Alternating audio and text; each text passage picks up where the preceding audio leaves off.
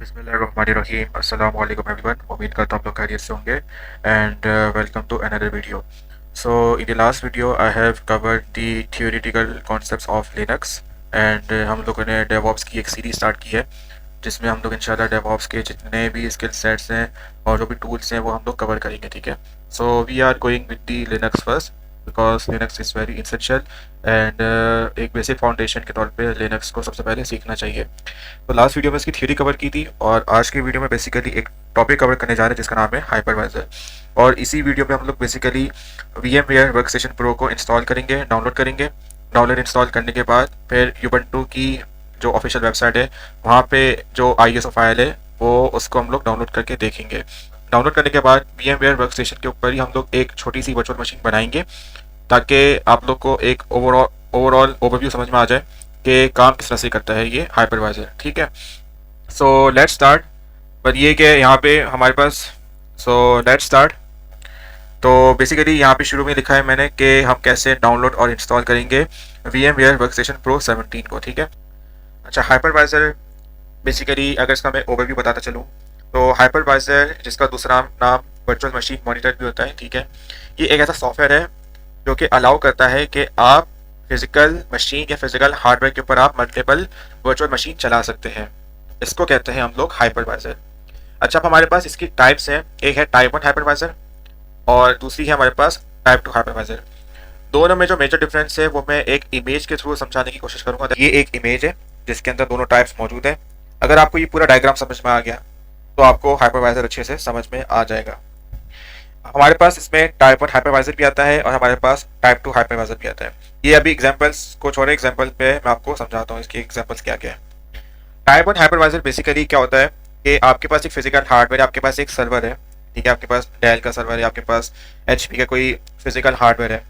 उसके ऊपर अगर आप डायरेक्ट हाइपरवाइजर को इंस्टॉल करते हैं एंड देन उस हाइपरवाइजर की मदद से आप मल्टीपल वर्चुअल मशीन बनाते हैं, तो ये हमारे पास एक टाइप कौन सी हो गई, टाइप 1 हाइपरवाइजर।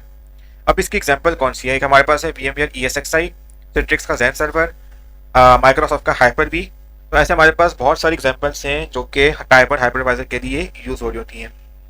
अच्छा, अभी जो करंट में जो टाइप 2 हाइपरवाइजर का जो मैं बता रहा हूँ इसको मैं इम्प्लीमेंट भी करूंगा अपने लोकल सिस्टम पे। अच्छा, ये टाइप 1 तो समझ में आ गई। अब टाइप 2 क्या चीज़ है, टाइप 2 हाइपरवाइजर कि एक हार्डवेयर है, इसको आप यूँ समझते हैं कि एक कंप्यूटर है, उसके ऊपर ये होस्ट OS चल रहा है। अच्छा, अब होस्ट OS क्या होता है, एक होता है होस्ट ऑपरेटिंग सिस्टम और एक होता है हमारे पास guest operating system.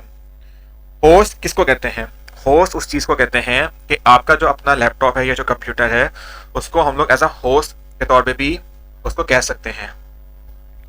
Technical terminology में होस्ट किसे कहते हैं कि आपका जो अपना कंप्यूटर है या आपका जो अपना लैपटॉप है या आपकी जो डिवाइस है वो एज अ होस्ट के तौर पे भी यूज़ हो रही होती है और उस होस्ट डिवाइस के ऊपर जो ऑपरेटिंग सिस्टम चल रहा है तो उसको हम लोग कहते हैं होस्ट ऑपरेटिंग सिस्टम।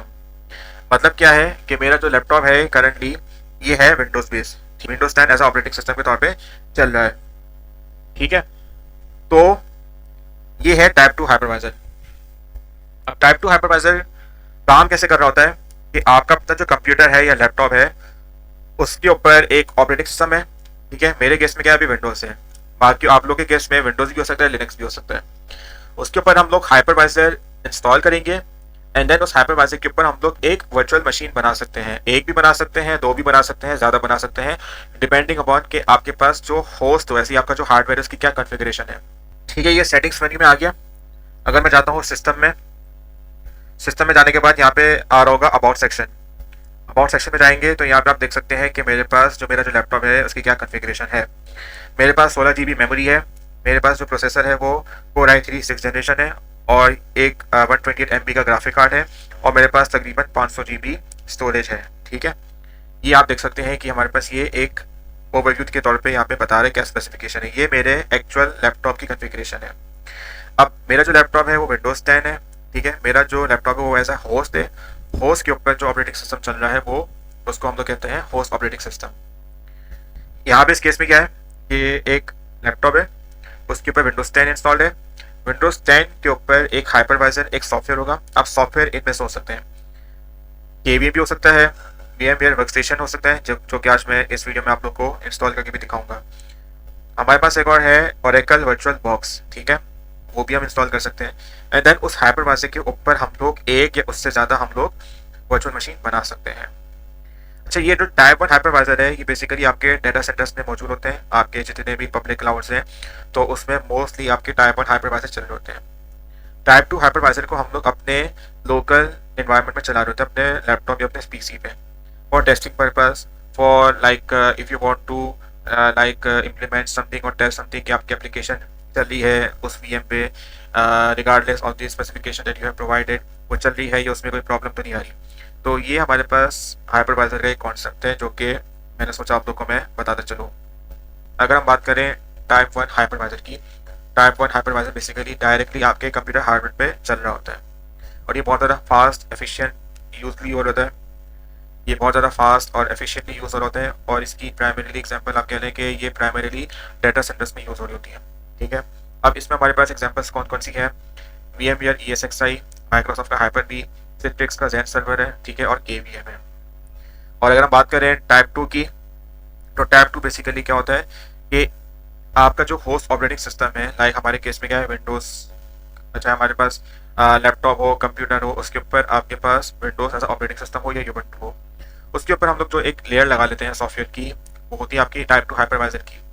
उसके थ्रू हम लोग वर्चुअल मशीन बना सकते हैं। अभी हमारे पास यहाँ पे एग्जांपल है Oracle virtual box, VMware workstation और parallel desktop. Oracle virtual box और VMware ये दोनों बहुत ज़्यादा वाइडली यूज़ होते हैं, ठीक है, और आज की वीडियो में हम लोग VMware वर्कस्टेशन को हम लोग देखेंगे। सो यहाँ तक जो है हाइपरवाइजर के जो थियोरेटिकल कॉन्सेप्ट है वो मैंने आप लोगों को समझाने की कोशिश की है। और अब चलते हैं लैब की तरफ। मेरा गूगल क्रोम ब्राउज़र खुल गया है और यहाँ पे मैं लिखता हूँ VMware वर्कस्टेशन डाउनलोड। अच्छा, हमारे पास बहुत सारे हाइपर लिंक्स आ रहे होंगे। VMware के ऑफिशियल डॉक्यूमेंटेशन और ये वेबसाइट पे शो हो रही होगी और दूसरी वेबसाइट है टेक्सपोर्ट। टेक्सपोर्ट वाली वेबसाइट पे जाइएगा, ठीक है। यहाँ पे हमारे पास जो लेटेस्ट वर्जन है वो है 17 वर्जन और यहाँ पे हमारे पास ये VMware वर्कस्टेशन प्रो, इसका जो लेटेस्ट वर्जन है ये 17.6.4 है, ठीक है। यही वर्जन आप लोग अपने पास डाउनलोड कीजिएगा। अब यहाँ पे हमारे पास डाउनलोड ऑप्शन आ रहे हैं। अब डिपेंड करता है कि आपका जो ऑपरेटिंग सिस्टम है जो आपके कंप्यूटर या लैपटॉप पे है वो कौन सा चल रहा है। वैसे दिखा है मेजॉरिटी 90% विंडोज़ ही चल रहे होंगे, तो फिर आप उस सूरत में आप वर्क स्टेशन विंडोज़ पे आप क्लिक करेंगे। जैसे इस पर आप क्लिक करेंगे तो आपका जो है यहाँ पे डाउनलोडिंग स्टार्ट हो जाएगा, ठीक है। सी राइट नाउ कि ये इसने डाउनलोडिंग स्टार्ट कर दी है। One more thing we can do right now is go to Ubuntu official website, ठीक है, और यहाँ पे डाउनलोड्स के सेक्शन में जाएंगे, ठीक है। तो आज की वीडियो में बेसिकली डेस्कटॉप वर्जन मैं आप लोगों को बताऊंगा किस तरह से हम लोग डाउनलोड करेंगे। सो ये बेसिकली इसका LTS लेटेस्ट वर्जन है। अच्छा, अब यहाँ पे देखें पास रिलीज के अंदर जाएंगे तो यहाँ पे जैमी जेलफिश ये एक फ्लेवर का नाम है, Ubuntu 22.04, ठीक है। इस पर क्लिक करेंगे तो क्लिक करने के बाद यहाँ पे आपसे पूछ रहे हैं डेस्कटॉप इमेज चाहिए आपको, सर्वर इमेज चाहिए। तो डेस्कटॉप इमेज पे आप जाएंगे तो आपका जो है ISO फाइल डाउनलोड स्टार्ट कर देगा। ये अराउंड तकरीबन 4 से 5 या 6 GB तक की फाइल होगी। ये इस पर मैं अगर क्लिक करता हूँ तो आप देख सकते हैं कि ये इसने डाउनलोडिंग स्टार्ट कर दी है।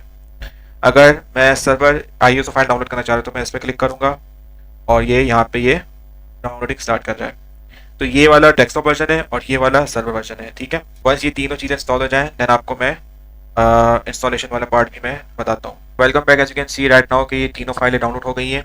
Ubuntu का डेस्कटॉप वर्जन 22, सर्वर वर्जन और ये VMware वर्कस्टेशन डाउनलोड हो गया, ठीक है। अब मैं काम ही करता हूँ, मैं सबसे पहले VMware वर्कस्टेशन को मैं डाउनलोड कर रहा हूँ, इंस्टॉल कर रहा हूँ और करता हूँ इसको मैं रन एज एडमिनिस्ट्रेटर। ओके, सो यहाँ पे इंस्टॉलेशन विजार्ड खुल गया है, ठीक है। अब मैं जाता हूँ नेक्स्ट पे और ये यूज़र एग्रीमेंट है, ठीक है।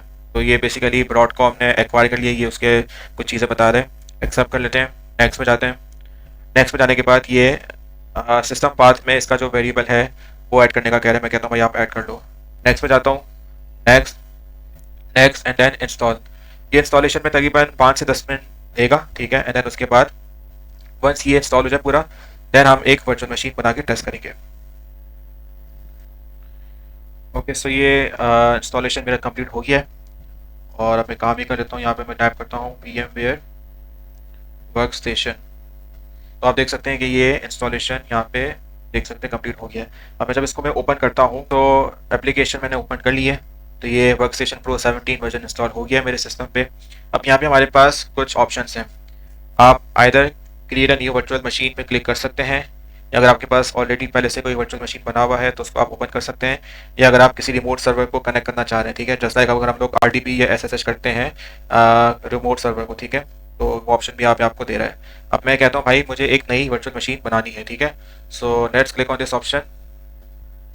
यहाँ पे आपसे पूछ रहा है कि टिपिकल या कस्टम, ठीक है, तो टिपिकल और कस्टम में डिफरेंस ये है कि कस्टम में आप जो है इसका सी, या जो अगर आप कोई स्पेसिफिक या कोई कस्टमाइज अगर आप कोई वर्चुअल मशीन बनाना चाह रहे हैं जिसका यूजेज डिफरेंट हो तो फिर आप उसमें कस्टम यूज़ कर सकते हैं। टिपिकल नॉर्मली अगर आप नॉर्मल वर्चुअल मशीन बनाना चाह रहे हैं तो उसमें आप टिपिकल यूज़ कर सकते हैं, जो कि रिकमेंडेड भी है।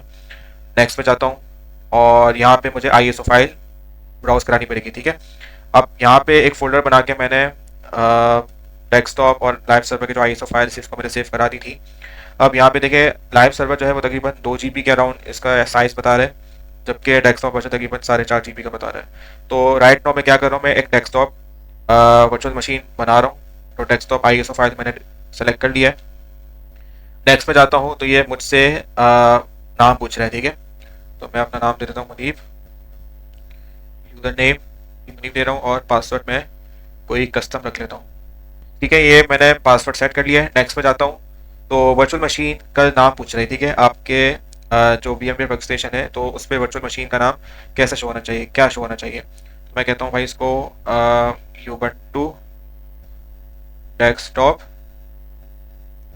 VM, और लोकेशन में यहाँ पे चेंज करूँगा। लोकेशन में बेसिकली यहाँ पे मेरे पास मल्टीपल पार्टीशन बनी है। लोकेशन बेसिकली वो लोकेशन देंगे जहाँ पे हमारे पास ज़्यादा स्टोरेज हो, ज़्यादा हमारे पास डिस्क मौजूद हो, ठीक है, क्योंकि बेसिकली बैकएंड में ये वर्चुअल मशीन के कुछ अपने फाइल्स और जो स्टोरेज है वो यूज़ कर रहा होता है। तो ऐसी स्टोरेज हमें या लोकेशन स्पेसिफाई करनी होगी जो कि इन फ्यूचर ये प्रॉब्लम ना करे। तो मैं कहता हूँ भाई न्यू वॉल्यूम F ड्राइव है, इसमें मेरे पास 125 GB के अराउंड स्टोरेज है। एक फोल्डर बनाना चाह रहा हूँ Ubuntu डेस्कटॉप, और मैं इसको सेलेक्ट कर लूँगा, ठीक है। नेक्स्ट पे जाऊँगा तो यहाँ पे मुझसे पूछ रहा है साइज़, जो स्टोरेज साइज़ है। आप 20 GB भी दे सकते हैं जो कि मोर देन इनफ है, पर मैं 30 GB देना चाह रहा हूँ, ठीक है। एंड ये जो ऑप्शन है इसको आप सेम ऐसे जैसे रहने दीजिएगा। नेक्स्ट पे जाएंगे तो एक दफ़ा हम लोग चेक कर लेते हैं कि इसमें हमारे पास कितने कोर है, कितने GB मेमोरी है और नेटवर्क एडॉप्टर कौन सा लगा हुआ है। नेटवर्क एडॉप्टर हमारे पास नेट ही होना चाहिए। मेमोरी हमारे पास 4 GB है जो कि सही है, इसको मैं काम कर लेता हूँ 4 GB से करके इसको मैं कर लेता हूँ 6 GB कर लेते हैं, ठीक है, ताकि फर्स्ट टाइम जब ये बूट हो तो फिर ज़्यादा प्रॉब्लम ना आए। 5.7 GB दे दिया है जो कि सही है। प्रोसेसर भी सही है, और इसको हम लोग करते हैं क्लोज एंड देन इसको हम करते हैं फिनिश। अब यहाँ पे ऑटोमेटिकली ये पावर ऑन हो जाता है, ठीक है, एंड लेट्स वेट कि ये किस तरह से हम इसको इंस्टॉल कर सकते हैं Ubuntu को।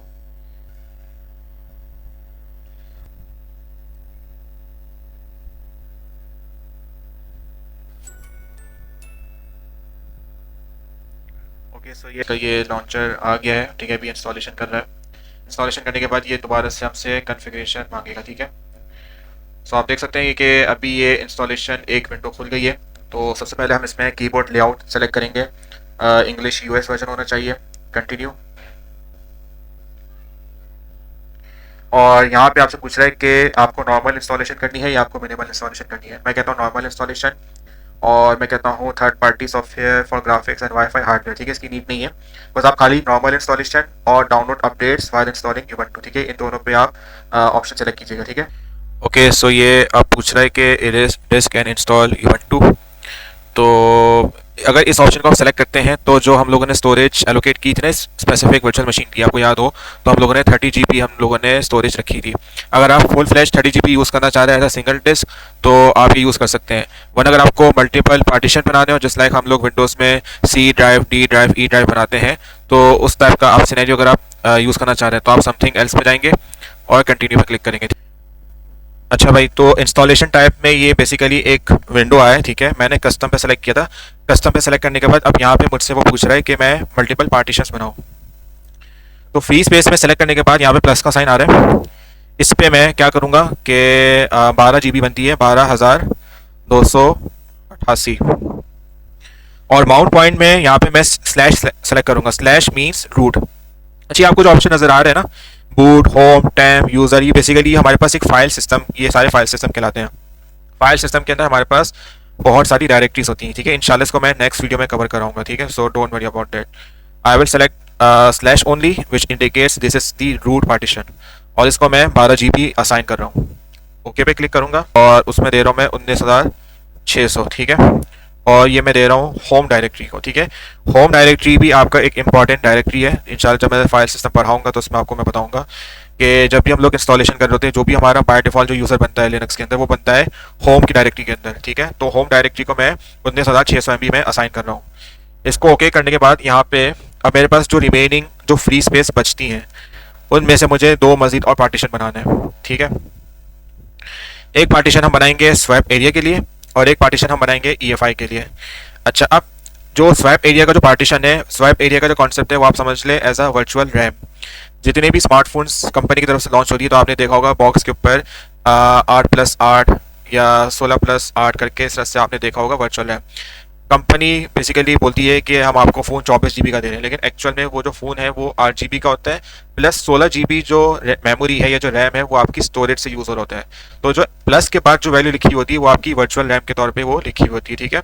जो कि यूज़ होगा इन केस ऑफ अगर आपके प्राइमरी रैम, जो कि आपके फ़ोन के साथ जो डिफ़ॉल्ट जो रैम अगर वो कम पड़ जाती है, ठीक है। तो उस सिचुएशन में क्या करेगी मोबाइल या आपकी जो डिवाइस है वो हार्ड ड्राइव से या स्टोरेज डिवाइस से वो जितनी उसको रिक्वायर्ड है उतनी स्टोरेज वो मांगेगी, ठीक है। तो ये एक कॉन्सेप्ट है वर्चुअल रैम का, ठीक है। तो हम लोग स्वैप एरिया के लिए क्या करें, स्वैप एरिया के लिए हम लोग एक काम ही कर लेते हैं, 100 MB दे देते हैं, जो कि मोर देन इनफ है, ठीक है। ऑलरेडी इस वर्चुअल मशीन को मैं 6 GB दे रहा हूँ। अब एक और हमें एक पार्टीशन बनाना होगा जो रिमेनिंग जो MB है, तो उसको हम लोग यूज़ करेंगे EFI पार्टीशन के लिए, ठीक है। अब ये 224 MB है, प्लस पे जाऊंगा तो यहाँ पे मेरे पास यहाँ पे ऑप्शन आ रहा होगा EFI करके।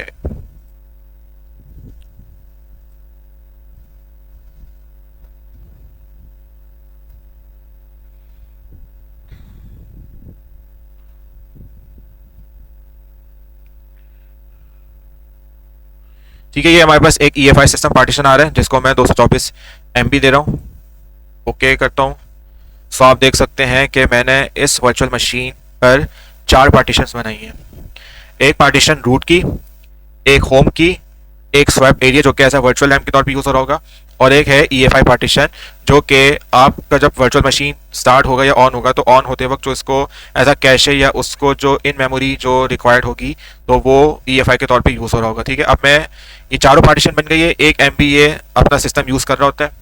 अब मैं करूँगा इंस्टॉल नाउ पे, ठीक है। तो आप देख सकते हैं कि यहाँ पे वो कह रहा है कि रिजर्व, अच्छा ये कह रहा है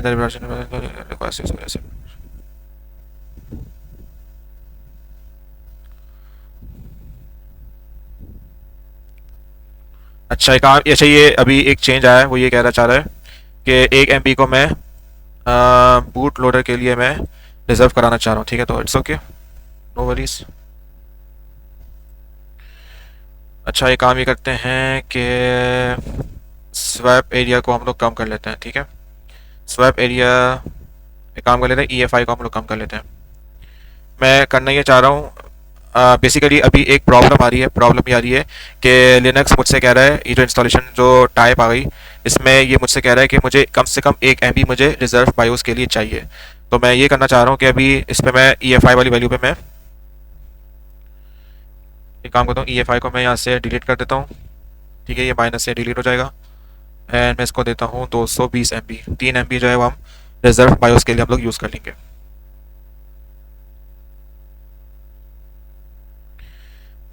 प्लस पे जाते हैं वापस से और यहाँ पे आ रहा होगा EFI सिस्टम पार्टीशन, और इसको मैं तकरीबन दे देता हूँ 220 MB, ठीक है। ओके किया। ओके करने के बाद जो 4 MB जो रिमेनिंग है तो उसी को मैं फिर रिजर्व बायोस के लिए मैं यूज़ कर लूँगा।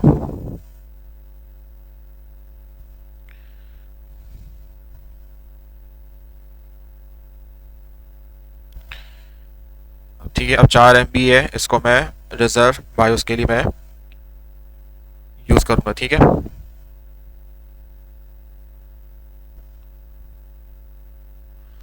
सो हमारे पार्टीशंस पहले 4 बन गए थे, अब 4 के बजाय हम लोगों ने 5 बना लिए, क्योंकि अभी जो लिनक्स जो पार्टीशन मांग रहा था वो मांग रहा था रिजर्व बायोस के लिए, ठीक है। तो वंस ये 5 हमारे पार्टीशन बन जाएं तो फिर इसको हम लोग आगे मूव ऑन करते हैं, कंटिन्यू करते हैं। अब ये 5 पार्टीशन बन गए हमारे, ठीक है। अब मैं करता हूँ इंस्टॉल नाउ,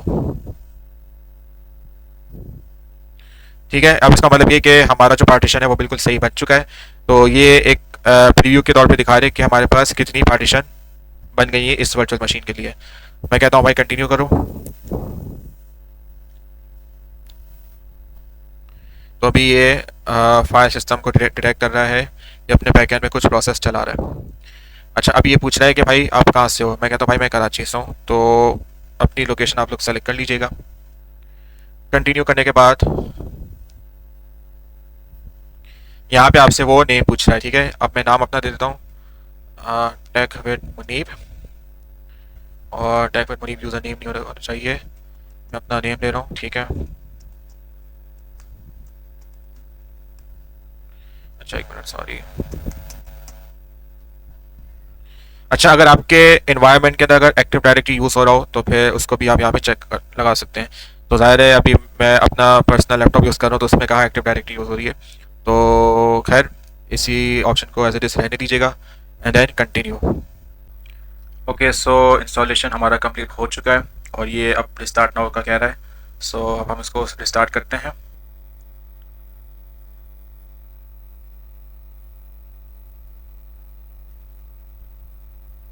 सो हमारा Ubuntu VM स्टार्ट हो चुका है और अब ये जस्ट लाइक हमसे विंडोज़ में यूज़र नेम पासवर्ड पूछता है, वैसे ही हमसे यहाँ पे पासवर्ड मांगेगा, ठीक है। और यहाँ पे जैसे मैं ही पासवर्ड अपना एंटर करूँगा।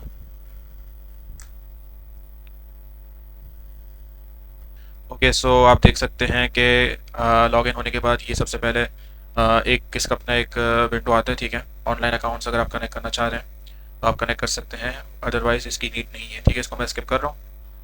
और Ubuntu Pro पे अगर आपको जाना है तो Ubuntu Pro के लाइसेंस कॉस्ट है, ठीक है, तो इस पर भी हमें नहीं जाना।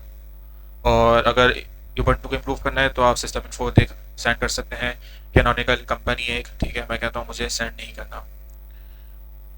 एंड प्राइवेसी जिस तरह से हम लोग सेटअप कर रहे होते हैं अपने फ़ोन को, इसी तरह हम अपने ऑपरेटिंग सिस्टम को लिनक्स को भी सेटअप कर रहे होते हैं। तो आप देख सकते हैं कि इसके ये कह रहा है कि आप इस तरह इन सॉफ्टवेयर को आप यूज़ कर सकते हैं। स्लैक है, VLC है, स्पॉटिफाई है, इवन आप VS कोड भी यूज़ कर सकते हैं, ठीक है। सो इसको भी हम डन करते हैं और ये एक पॉपअप आया है 24.043 LTS में, ठीक है। तो खैर अभी मैं इसको कहता हूँ ask me later. So later on हम इसको अपडेट कर देंगे। So this is the basically Ubuntu desktop, ठीक है। इस तरह का आपको एक्सपीरियंस प्रोवाइड करना होता है। और अगर मैं यहाँ पे चाहूँ तो यहाँ पे ये वायर्ड कनेक्शन लिखा हुआ है, ठीक है। मैं एक फायरफॉक्स ब्राउज़र ओपन कर लेता हूँ, techwithmunib.com, ठीक है। ये मेरी वेबसाइट है, इस पर जाके देखते हैं कि ये इंटरनेट से कनेक्टेड है मेरी वर्चुअल मशीन या नहीं। सो लेट्स सी कि क्या रिस्पॉन्स आता है। सो आप देख सकते हैं कि ये मेरी वेबसाइट शो करा रहा है, ठीक। यहाँ पे टाइटल भी आ गया मेरा और इसको भी हम कहते हैं भाई रिमाइंड मी लेटर। सो अभी आप देख सकते हैं कि ये मेरी वेबसाइट यहाँ पे चल गई है, विच मीन्स कि ये इंटरनेट से कनेक्टेड है। ये मेरी वेबसाइट है, ठीक है। और इसके अलावा एक काम ही कर लेते हैं, यहाँ पे हम लोग लिख लेते हैं google.com। तो यहाँ पे भी हम लोग वेरीफाई कर लेते हैं कि हमारा गूगल सर्च इंजन चल रहा है नहीं चल रहा। तो आप देख सकते हैं कि गूगल भी यहाँ पे चल रहा है, ठीक है। तो वीडियो को यहाँ पे मैं एंड कर रहा हूँ और आप लोगों का कोई क्वेश्चन हो, कोई सवाल हो तो आप लोग मुझे कमेंट सेक्शन में पूछ सकते हैं। इंशाल्लाह I will try my level best कि आपको मैं टाइमली मैं आप लोग को रिस्पॉन्स दूँ। और बेफिक्र रहिए, मैं वापस आ गया हूँ। आई गेस शायद 2-3 हफ्तों से मैं बहुत ज़्यादा सुपर बिजी था। तो ये है इंशाल्लाह हफ्ते में 1-2 दिन आपको वीडियोस मिलती रहेंगी। और ये कि लिनक्स को हम लोग इंशाल्लाह 1 महीने के अंदर अंदर हम लोग कवर कर देंगे, ठीक है। और यहीं तक मैं वीडियो एंड कर रहा हूँ। आप लोग का कोई भी क्वेश्चन हो, कोई भी सवाल हो तो आप लोग मुझे कमेंट सेक्शन में पूछ सकते हैं। Thank you so much everyone. This is मनीप साइनिंग ऑफ। अपना ख्याल रखिएगा। अल्लाह हाफिज़।